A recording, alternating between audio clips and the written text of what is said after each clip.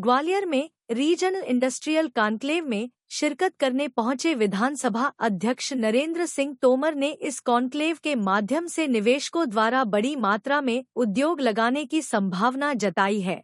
उनका कहना है कि रीजनल इंडस्ट्रियल कॉन्क्लेव में देश विदेश के तमाम निवेशक आए हैं जो ग्वालियर चंबल में निवेश का निर्णय लेंगे। इससे व्यापार बढ़ेगा, रोजगार के अवसर बढ़ेंगे। इसके लिए मैं हृदय से मुख्यमंत्री जी का धन्यवाद देता हूं। भाजपा की सरकार में ग्वालियर के इंफ्रास्ट्रक्चर में बढ़ोतरी हुई है। यहां एयर कनेक्टिविटी बढ़ी है, हाईवेज बढ़े हैं, ग्रामीण क्षेत्रों की सड़कें बढ़ी हैं, कृषि क्षेत्र का रकबा बढ़ा है, सिंचाई के साथ सरप्लस बिजली का स्टेट है, इसका असर दिखता है। कृषि, शिक्षा और स्वास्थ्य के क्षेत्र में निवेश हो, कृषि आधारित उद्योग की यहां आवश्यकता है। ग्वालियर में हार्टिकल्चर बोर्ड का ऑफिस खोला गया। नूराबाद में इंडो इजरायल के सहयोग से एक्सीलेंस सेंटर खोला गया। इंडस्ट्री बढ़ेंगी, व्यवसाय बढ़ेगा तो रोजगार के अवसर बढ़ेंगे। ग्वालियर में रीजनल इंडस्ट्री कॉन्क्लेव का आयोजन बहुत ही स्वागत योग्य है और मुझे पूरा विश्वास है कि जो आज निवेशक आए हैं वो निवेश करने का निर्णय लेंगे।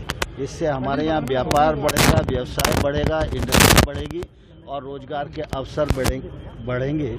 इसके लिए मैं मुख्यमंत्री जी को हृदय से बहुत धन्यवाद देता हूँ। आपका हमेशा से प्रयास रहा है कि ग्वालियर चंबल में विकास हो, जिससे लगेगा कि एक विकास का मील का पत्थर शामिल हुआ। स्वाभाविक रूप से ग्वालियर अंचल पिछले 20 वर्षों में भारतीय जनता पार्टी की सरकार के समय में बहुत विकसित हुआ है।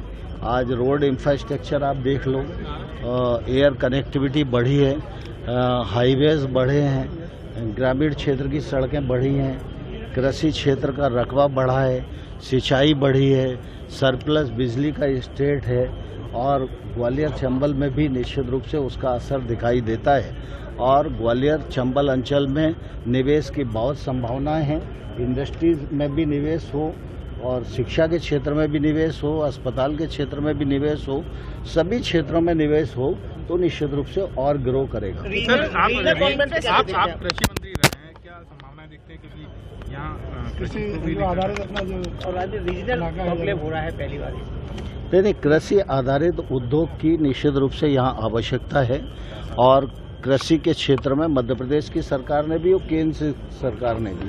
आज आप देखते हैं ग्वालियर में हॉर्टिकल्चर बोर्ड का ऑफिस खोला गया, नूराबाद में excellence centre Indo Israel government के सहयोग से खोला गया और हाईटेक नर्सरी भी ग्वालियर में प्रारंभ की गई है, उसका पैसा भी आ गया है और एरोपोनिक लैब भी यहाँ बनाने का प्रयास हो रहा है। ये खेती को ग्रो करने के ही प्रयास है। ग्वालियर इन्वेस्टर समिट में बेरोजगार युवा क्या उम्मीद रखे सरकार से? इंडस्ट्री बढ़ेगी, व्यवसाय बढ़ेगा तो रोजगार के अवसर